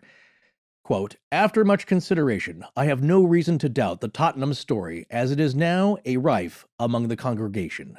By God's mercy and your faith, I urge you to proceed with haste to Loftus Hall, and rid the family of that which disturbs them there by exorcism. God bless you, Tom." So that was a letter by the bishop, and how it seems to have played out is that the family was able to get a hold of the bishop, asking the local parish priest to come and perform an exorcism. And not every priest is allowed to or fit to do it. And on top of that, this particular priest, everything that we found suggested that he was very revered by everyone in the area, by the way. After this, he was by Right. everybody. And I think he was also revered because he was a priest for a very poor parish, and he also had to operate a little bit in secret because of the ongoing conflict between the Protestants and the Catholics. At least in the documentary, it says here, the punishment for unregistered priests was branding and castration. So Yeah, that's not it's fun. very serious business here. And to allow him to come in, again, it has to be the right priest because it takes a huge toll on the ones that do it, emotionally, physically, mentally, and spiritually. But Father Brodus shows up, and over the course of several days, at least 3, because 3 is that good number here, he performs the exorcism. In the document, it shows a lot of obstacles being thrown his way, slate tiles coming off the roof all day long without any wind. They were attacked by crows. A lot of strange stuff going on, howling, crying out. And that's another thing. They said that Anne's voice could be heard crying out at night, wanting to be let out of the tapestry room. And, that's part of the legend. Yeah. But he really does come and perform this exorcism, and he was mostly successful. He was able to rid the house of most of the spirit activity, except for one room, and that is, of course, the tapestry room, where he was able to confine it. So all of the spiritual interaction was now based in the tapestry room, and it gives some peace to the family. Now, Father Tom is still remembered very well by the people of Hook, and his chalice apparently is still in daily use by the parish of Rams Grange nearby, where he was the priest for many, many years. Yeah, you can see it in the documentary. That's really cool. So that we do know. That really did happen. Again, it was so haunted, or there was so much suspected spirit activity that Father Brodus was called in, and he did a great job at a great physical toll to himself, but he continued to shepherd his flock there for many, many years afterwards. We read to you the inscription on his tombstone at the beginning of the show. Here lies the body of Thomas Broders, who did good and prayed for all and banished the devil from Loftus Hall. And Canon Broders died in January of 1773, and before that, he was the parish priest of the United Parishes of the Hook and Ramsgrange parishes for almost 50 years. And he was so well loved that there was kind of an argument that broke out. A friendly argument. Yes, a friendly argument, because he was so well loved that the Loftus and Tottenham families couldn't decide where he should be buried. They wanted him close to their lands, and they compromised by burying him in a half-Catholic, half-Protestant cemetery. Yes, I believe that's the Whoretown Cemetery, which is unfortunately named, but I guess it was named for a family whose last name was Hore, H-O-R-E. Well, we asked our guest tonight how to pronounce it, and he confirmed that it is Whoretown, so that's where the father is buried. In 1871, in some accounts, they say that Loftus Hall was leveled to the ground and a new mansion was built. But as we've talked about, there's some contention with that, but basically same footprint, we believe. Yeah, and that's the question there. That's the one fact that points to the idea that the house where the devil shot through the roof was torn down completely. But there's other folks that will tell you that that house had already been rebuilt into the structure that is there today, and that's the one where he shot through the roof. And supposedly you can see in that house, the existing house, you can see where theoretically it happened. Well, there's a question about that as well, a little bit later on down the line here. But let me ask you this first. So in all your research, there's no name of the ship. There's no name of the stranger, right? That's right. No one ever mentions it. No one ever got his name. They did, but maybe it's, I thought something like, it's he who shall not be named. Well, I just don't get it because the ship isn't named. We don't know where it came from or where it went. Cotton Eye Joe, but we also don't know what his name was. And there was no point at which anyone said, well, they asked his name and he didn't give it, or his name was X, Y, or Z.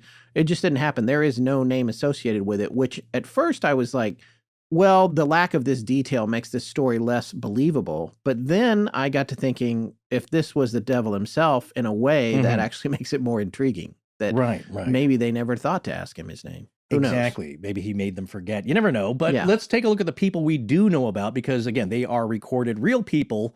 So let's examine the players, literally the card players, in this story. So explain to us again the relationship between the Tottenhams and the Loftuses. Charles Tottenham married into the Loftus family and had to take the Loftus name if he wanted to take over the estate. And so what happened was that he married Anne Loftus, whose father, Nicholas Loftus, the first Viscount of Ely, is the one who actually got the house from the Redmond family. And he didn't get it directly from the Redmonds. We're going to talk about that in a minute. But her father was the man who owned the home. And he essentially said, Charles, if you want to lay claim to this home, you're going to have to take my family name so that it will continue if you marry my daughter.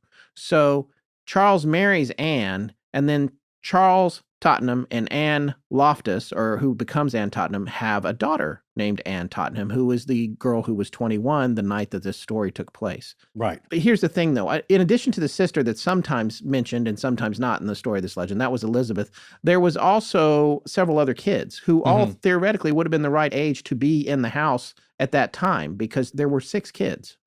So along with whoever might have been visiting, in theory, there were 8 Loftus or Tottenham family members in the house. We don't know that for sure. We know that at least Charles and Anne, the mom, and Anne, the daughter, were there for sure. We don't know if Elizabeth was. Elizabeth at the time would have been only 15 years old. Anne was actually the older daughter. But the way Chris Rush depicts it, Elizabeth is the one who marries off and eventually moves away. But he may have, I think that's speculation because there's not a lot of information about Elizabeth. Well, if you want a lot of information, we stumbled upon a great website, I think dug up by Quaid in the Ark. Yes. Called Tottenham.name, N-A-M-E. And it looks like a genealogy website, probably put together by a family historian or somebody in the family who was just in charge of the history of the family.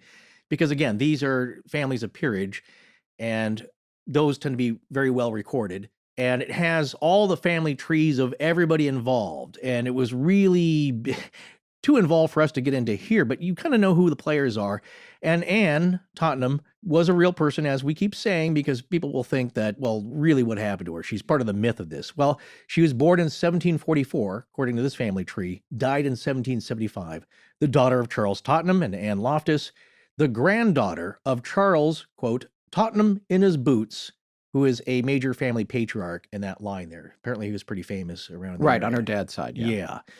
So where did she end up? Well, we're going to find out in a little bit. But first, let's examine the legend itself. Where was the first time this kind of popped up on the radar, shall we say, either orally or in print? Well, a famous telling of the story, according to this Tottenham.name website, the wife of the third Marquess of Ely, and this would be the mother of the fourth Marquess, the most honorable John Henry Wellington Graham Loftus, the one who designed a lot of the remodeling starting in 1872 with the guidance of his mother, and was a descendant of the Baron Loftus in the story, the guy who supposedly witnessed the shooting through the roof event. This story was told to Queen Victoria by his mother, Lady Jane Hope Vere Loftus. She was a lady of Her Majesty's bedchamber, and apparently Queen Victoria told Lady Jane that she didn't believe in such things, but that her husband, Prince Albert, did believe, and he shouldn't be told the story because it's going to freak him out. Well, Prince Albert died a short while later, but probably not from being told the story. Right. But a lot of people are watching the PBS series Victoria. It's very well done, lots of fun stuff. Thought I'd put that in there because that's an instance where somebody pretty famous is being told the story. Well, what about in print? An early full account of the story was published in the Whitehall Review of September 28, 1882, and the author was the Reverend George Reed. Make a note of that name. He comes up pretty prominently. Reverend Reed's connection to the story was that he was appointed to a living, quote unquote, meaning he was granted an ecclesiastical office guaranteeing a fixed income or property, by Lord Robert Tottenham when he was the Bishop of Clogher and was known to Lord Robert's son, the Reverend Robert Tottenham. So a lot of these family members became members of the clergy later on. And an abridged version of Reverend George Reed's account appears in True Irish Ghost Stories by Seymour Nelligan, published in 1926. So it seems at least about 117 years later, the story is published, maybe for the first time in print, we don't know, but possibly from a telling by a Tottenham family member. And I know that's kind of vague, but at least you can't claim it came from creepypasta. I want to make a point of that. So I'm not sure the author of this website seems to go unnamed. There's no about page, but it seems they have a family connection and they were reading a lot of the documents provided by the family histories and accounts. So I tend to trust it. So I'm not sure if they're pulling this from Reverend Reed's account, but here are some summary differences in this telling. The mysterious young stranger has just lost his way and he's knocking at the outer gate and falls in love with him. The stranger's in love too, but the parents don't approve, so he rides off. No shooting through the roof. He seemed to be... And also no cloven feet. Not that I can tell. Yeah. At least in the version that shows up on this family, genealogy website of sorts. He seemed to be, quote, an agreeable companion and a finished gentleman, end quote. And here's an interesting note. The Reverend Robert Tottenham reported many years later that he'd been told by a member of the Ely family that a skeleton had been found behind a closet in this chamber, the tapestry room, when it was being rebuilt. Now, the documentary mentions a skeleton being discovered during the 1870s renovation, but there's no mention, they don't know, I guess, if it was an adult or child skeleton. This is literally a skeleton in the closet. Exactly. Okay, I just wanted to double check on that. Well, yeah. Well, again, the house has secrets. Yes. And at least this is one source for that story of the skeleton being found in the walls. So that's a solid connection to at least the story of it being found, but we don't know whose it was or what happened to it. So right after the incident, people, quote, were distressed by frequent noises and apparitions, and that's when they finally called in the parish priest, Father Brodus, who succeeded, quote, by the exorcisms of the church in confining the operations of the evil spirit to the one tapestry chamber, end quote.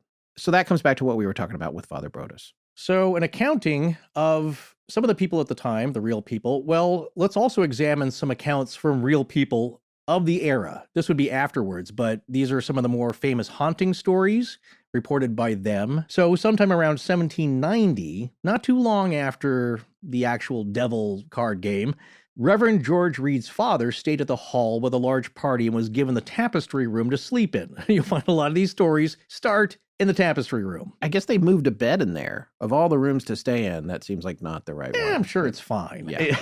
That's where a lot of these stories originate, though. The account quotation is, quote, "Something heavy leapt upon his bed, growling like a dog. The curtains were torn back and the clothes stripped from the bed." End quote. And Reverend Reed's father thought that some of his companions were playing tricks on him, so he shouted at them, warning them, and then he fired his pistol up the chimney to frighten them. I guess you could, that's just a natural thing you do. Yeah. But he searched the room, and of course, nothing was found, and his door had been locked the entire time Well, there you because go. he left it locked before getting into bed. Then later on, and this would be at least after 1806, the second Marquess of Ely was staying in the hall when his valet, Shannon, was given the tapestry room to sleep in, and he woke up the whole house with his screams during the night. Shannon said the bed curtains had been violently torn back, and he saw, quote, "a tall lady dressed in stiff brocaded silk," end quote. Terrified, he left the room in a hurry. Can't say as I blame him. Later on, both Reverend George Reed and his father were staying at the hall, but George did not know about his father's earlier ghostly experience, and he chose the tapestry room to sleep in. These guys keep making the same mistake over and over. Unless you're a paranormal investigator, and then that's the room you want. Yeah. Well, as George stayed up late reading an article in Blackwood's Magazine was published in 1817, so the encounter would have had to have been after that. So as George read the article by the light of a bright moonlit night, he saw the door open and a tall lady in a stiff dress passed through the room without a sound and disappeared into a closet in the corner. For whatever reason, it didn't occur to George that this was a ghost, and he fell right back asleep. So 2 interesting notes here, as we often have that reported phenomenon of people falling right asleep after seeing a ghost or some kind of spiritual encounter. Seems George had that. And also, ghosts love closets. Yes. And maybe it has something to do with the skeleton. Could be. Don't know, but that closet is a hot spot here. Well, this encounter happened again the next night, except this time George rushed towards the woman, and he tried to throw his right arm around her and exclaimed, quote, "Ha, I have you now," end quote. And his arm passed right through her and came with a thud against the bedpost. She just kept going on, and her silk brocaded gown lapped against the curtain. And the next morning, he told his father, who said nothing, which was odd, but I guess he didn't want to talk about it. He's too freaked out. This doesn't make sense. And so George actually didn't think much about it, according to his testimony here. And he slept in the same room without disturbance many nights after that. Some years later, George Reed was again at the hall, and he heard the valet, Shannon, tell the housekeeper that, quote, "he would sooner leave his lordship's service than sleep in the tapestry chamber," end quote. Reed asked him why, and Shannon then told him the story of Anne, which he'd never heard before. So I'm sure that totally freaked him out. Yeah, because he saw the ghost before he heard the story. Right. So was this when Reverend George Reed heard the devil's tale? In the documentary, this encounter might be the one described as happening during the 1860s when a young man who had arrived with a hunting party wasn't aware he'd seen her ghost. Right. There's a whole passage in the documentary where this is described, but then reading this other account, we realize it seems to be Reverend George Reed. Yes, they changed it around a little bit. Well, you also had a quote here in the documentary. Why don't you read that for us? "A beautiful young thing entered my room. Having indulged myself earlier, not wisely, but alas too well, my senses were somewhat diminished, and I soon lapsed into a death-like sleep before I could corner this temptress. The next day I shot 4 deer and left the chaps to their own devices." In the film, that's one of the dramatizations. That Yes. He tries to grab onto her, which probably not so cool. Again, this is the Yeah. MTV classic film. What's interesting, though, is that, the first time he sees a woman disappear into the closet, doesn't think anything about it. The second time, he actually tries to encounter her and passes right through her. Encounter her.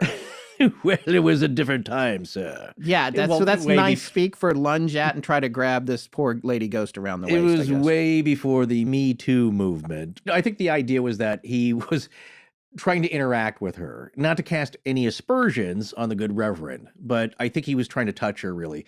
But as it goes, the story goes, I think as he told it, is that he tried to hug her or something, or just get her to stand still because she kept moving. That was the weird thing. Yeah. She floated around. So I think he just kind of reached out, tried to grab her. That's when his arm hit the bedpost, that's when he realized she was not solid. Yeah. So that must have been quite a shock. That's not the only case of encounters happening in there, though, right? No, these are testified to in older texts, I think from the late 19th century, but there's one that coincides with the documentary.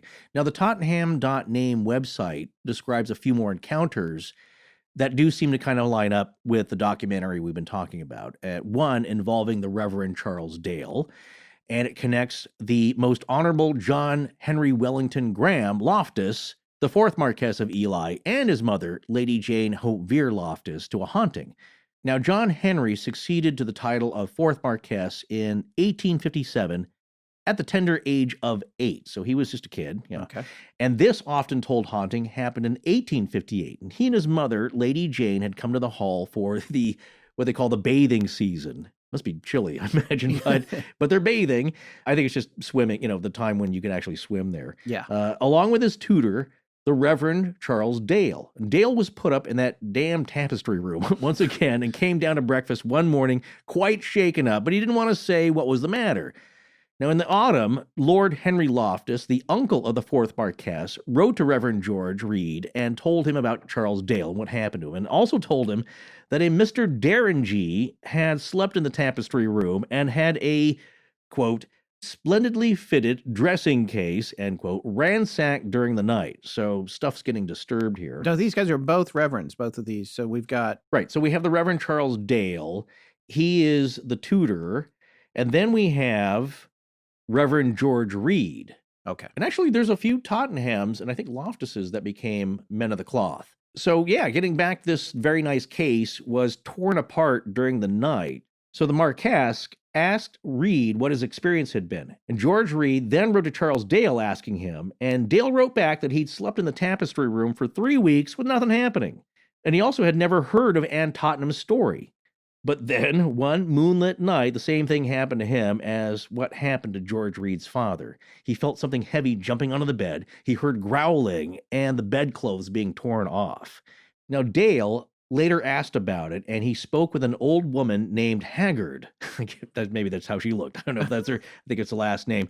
She lived to be 106, and Haggard had told him the whole story of Anne and the devil and said she remembered Father Brodus, who was summoned to perform the exorcism by the Loftuses. That's amazing. That she's that old that she remembers that happening. So that is at least a confirmation of Father Brodus having come to perform the exorcism. I like that. See, that goes in the column of hard facts, which will come up in my conclusions in part 2. Well, it's it's eyewitness testimony, but it was known by the household. That's the story we're trying to tell here, is that we don't really know what happened on that evening per se, but something weird did and continued to, enough that everybody in the household knew about it, and the staff didn't want to work there anymore. It was that bad.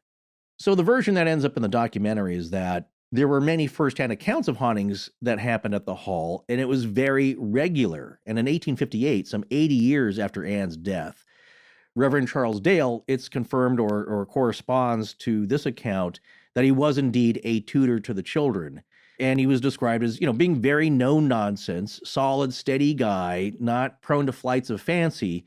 But it was so creepy that he only stayed there 3 nights. And after the 3rd night, he split back to England. Right. So that's one version of the Charles Dale story. But what's interesting is that, he's also a real guy who really showed up at the hall and obviously had some weird stuff happen, or witnessed it. Then the Reverend George Reed visited the hall again in 1868 when the place had been through a fair amount of alterations, with the tapestry room having been turned into a billiards room. Now, Reed asked an old housekeeper what Anne Tottenham had thought about the changes, and the housekeeper replied, "Oh, Master George, don't talk about her. Last night she made a horrid noise knocking the billiard balls around."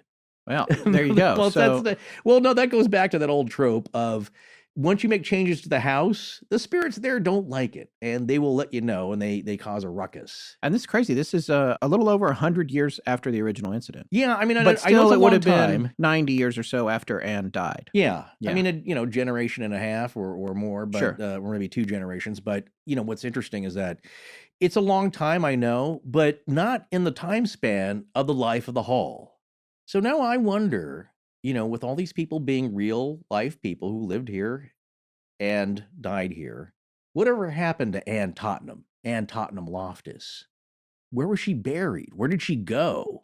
Was it the old movie thing where she's locked away in some walled off, attic thing chained to the wall, and that's what's haunting the place? Or was she given a good Christian burial? So now, when we come back to part 2, we're going to find out just where Anne Tottenham ended up.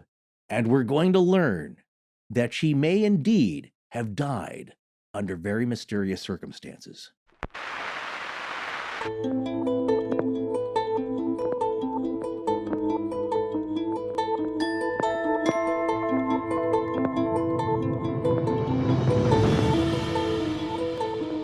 That's going to wrap up part 1 of our 2-part series on Loftus Hall. We'll be back next week with the second part. Please join us.